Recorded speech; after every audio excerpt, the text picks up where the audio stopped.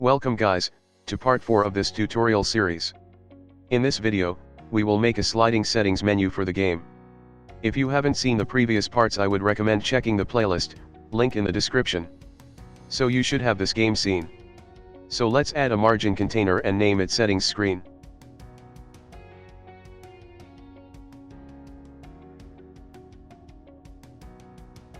Add a panel to it. Click on the settings scene and set the layout to full rect.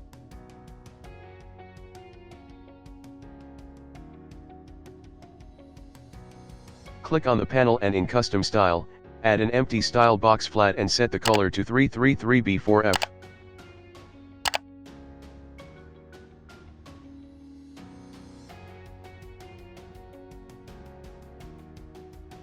Now add another margin container and name it M. Set the right, left, and bottom margin to 4 and top margin to 16. Add a VBox container and name it V. Naming it such will make the node path smaller when accessing them in the script. Add a label to the VBox and set the text to settings. Set the align and V align to center.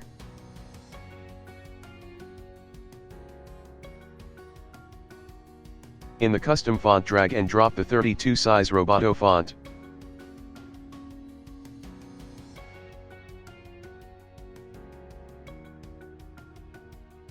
Add an H separator, set the style to style box empty,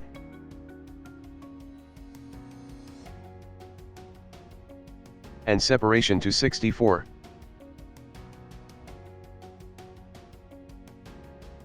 Now add a check button to the VBox. Set the text to show tile numbers. And drag and drop the 16 size font to the custom font.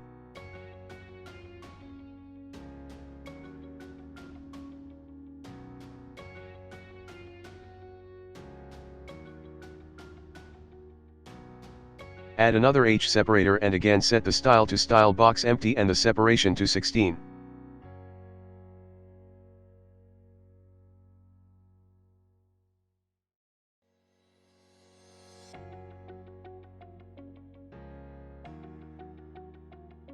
Next, add a margin container and set the right and left margins to 8.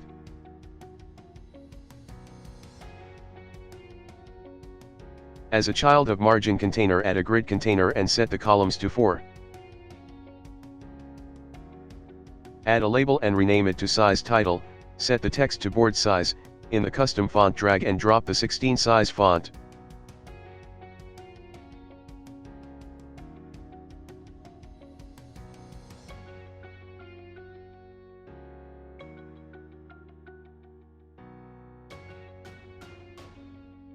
Add a V separator and in the size flag group set the horizontal to shrink and vertical to fill.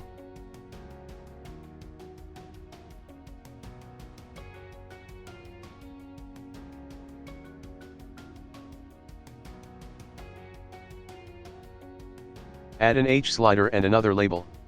Rename the label to size value.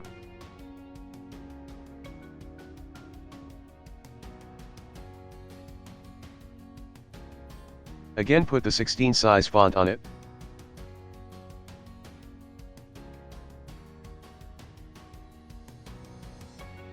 Click on the H slider and in the rect group, set the min size X to 128. And in size flag set the horizontal to shrink and vertical to expand. Set the text of the size value to 4.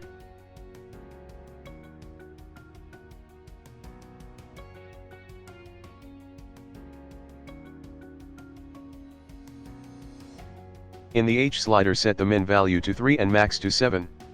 And the value to 4. Check rounded to round the corners. Increase the tick count to 5. And enable ticks on borders.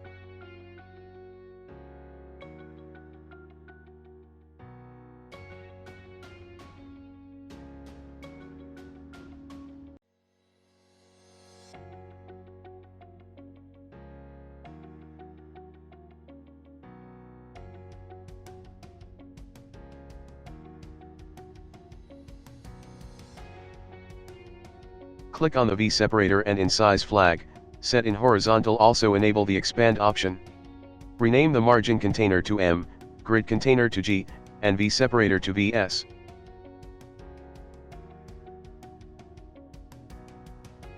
Now click on the V node and add an H separator, set the separation to 30, and style to style box empty.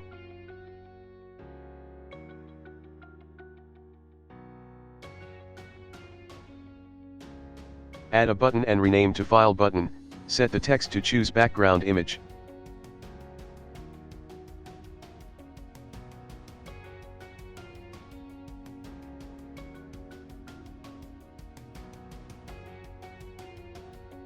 Put the size 16 font, and uncheck fill and check shrink center in horizontal size flag.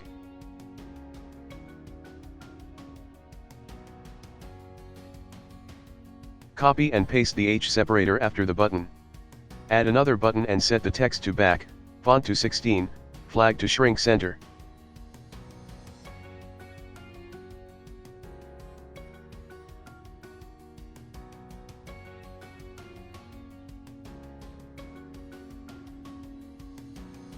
Add yet another H separator, again set the style to empty.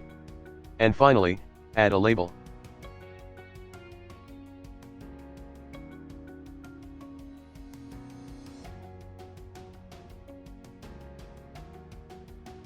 Set the text to some credit text. Set align and V align to center. Click on the H separator and in the vertical size flag, uncheck fill and check expand and shrink end.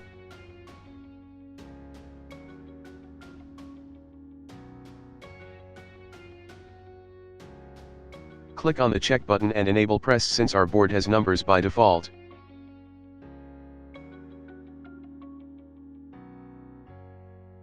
Right-click the settings screen and save it as a scene.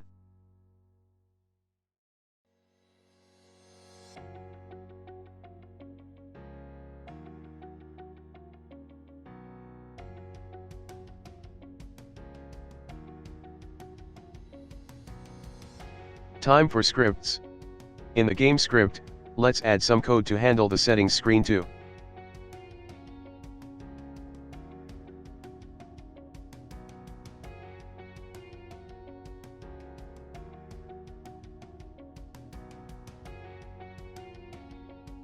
The first function is called when the user updates the size slider on the settings screen. Here we update the board to the new size and reset the current game. The next function toggles the tile numbers on the board. The next function is used to show the settings screen. For this, we add a sliding up animation shortly using the animation player we had added in the last video. To hide the settings, we play the show settings animation in reverse. The final function is called when the user changes the background image in settings.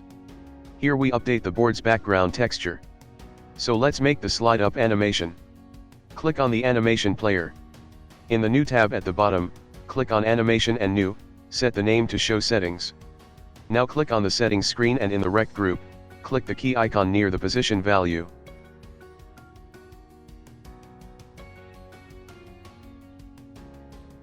Click on create.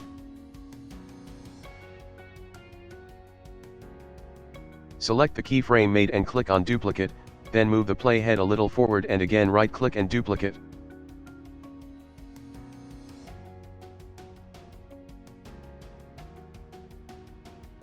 Select the first keyframe and in the value, set the Y to 420. This will make the settings screen to be below the game view at the start.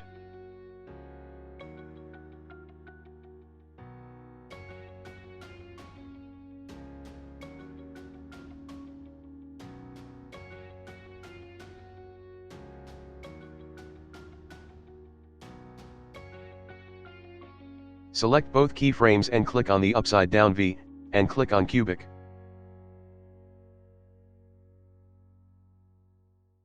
Let's make it faster.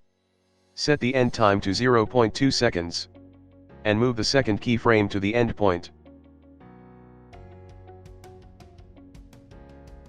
Now, let's add some code to the settings screen. It has 4 signals, one when the board size is changed, one when tile number is changed, one when we want to close the settings, and the last when the background image is changed. We also get the size value, file dialog, and message pop-up.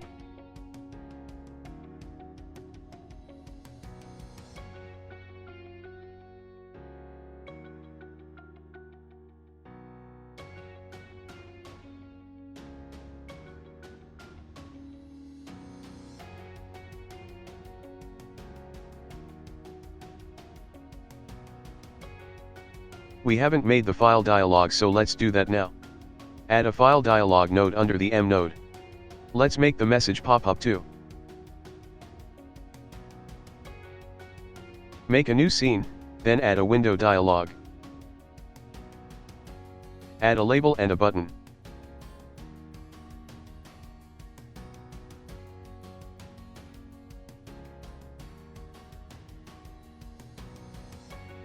Add a VBox container and move the label and button in the VBox.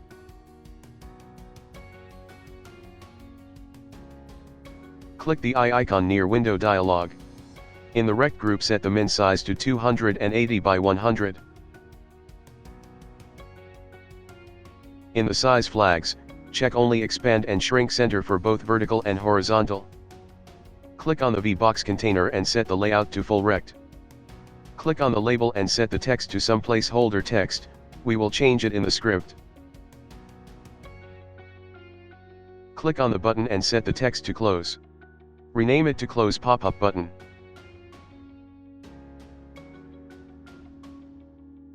Select the text and in the rect group, set the min size to 260 by 60 and set aligns to center.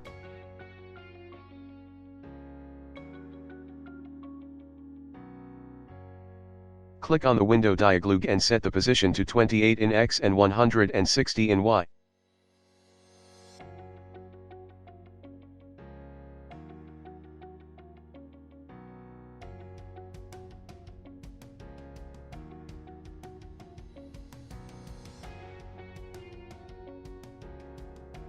Click on close button and check shrink center in horizontal size flags and uncheck fill.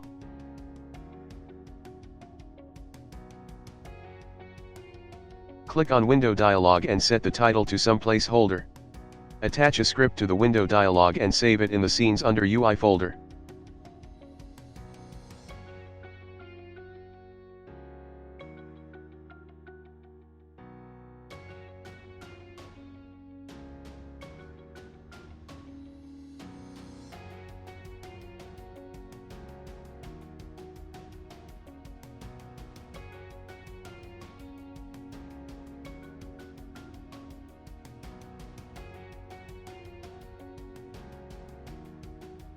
Rename the VBox container to We, and the label to Message. Save the scene in the UI folder, make sure to save it with the correct spelling.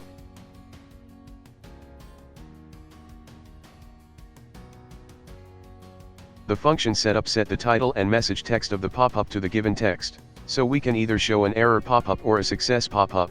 The next function hides the pop-up. Let's connect the signals. Click on the close button and connect the pressed signal to the pop-up node. You will see a green arrow near the function name. Finally, make sure to hide the pop-up by clicking the eye near the name. Back to the settings scene. Click on the M node. And click the chain icon to instance the pop-up scene to the settings. Again, hide the scene.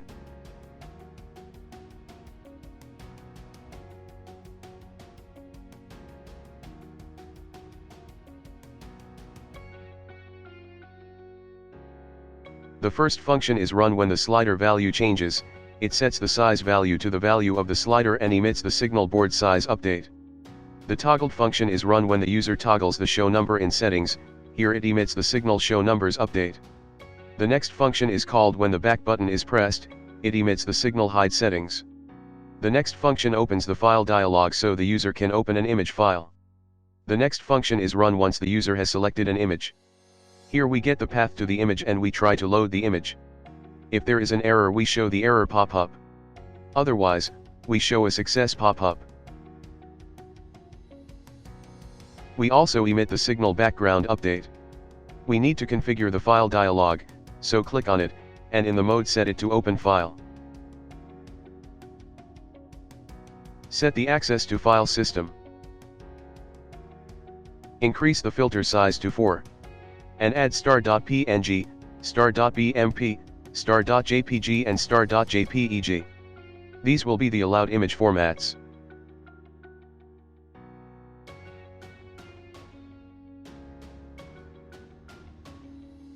Now go to the Node section and in the Signals, connect the file selected to the Settings screen. You should see the green arrow near the file selected function name. Click on the File button and connect Press to the settings.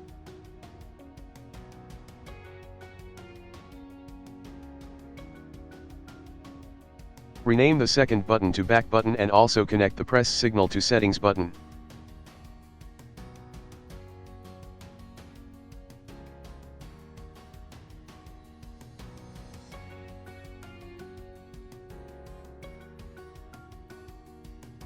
Rename the Check button to Show Numbers and connect the toggled signal to Settings.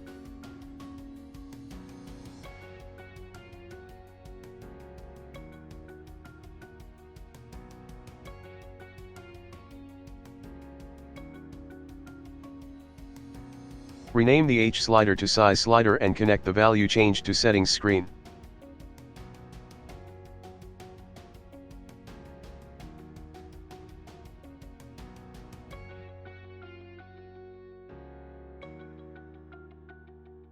Go to the game scene. Select the Settings button and connect the Press signal to the game scene.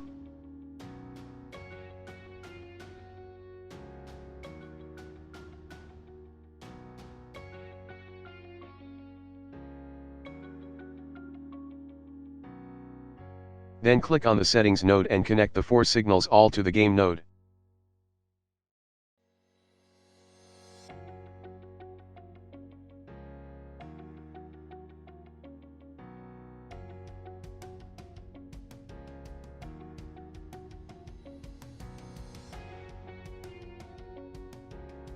Let's play the game scene and try it out.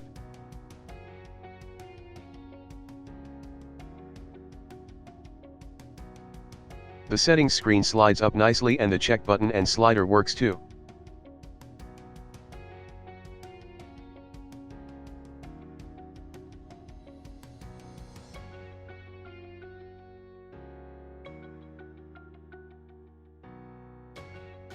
Let's try to change the background.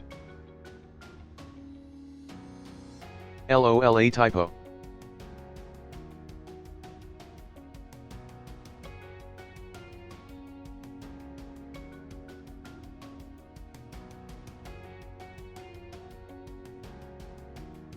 Make sure the pop-up is named correctly.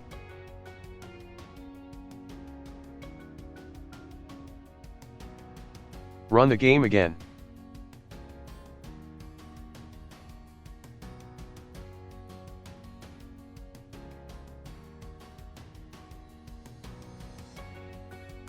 It works.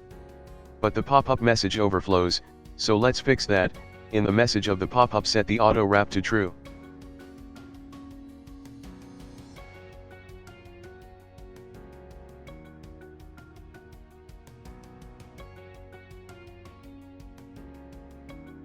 Let's also decrease the width of the text box.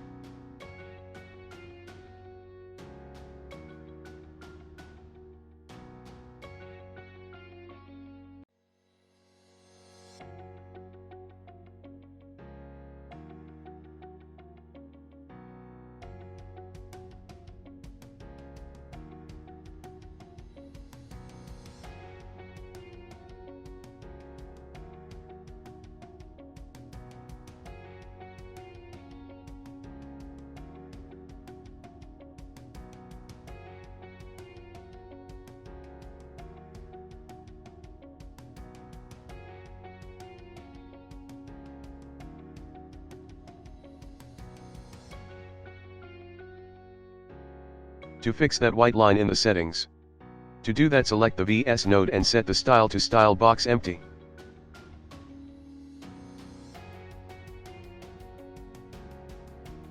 So that's it for part 4. Thanks for watching. If you liked this video, make sure to smash the like button and subscribe to the channel for the next part. Be sure to click the notification bell too so you get notified when it releases.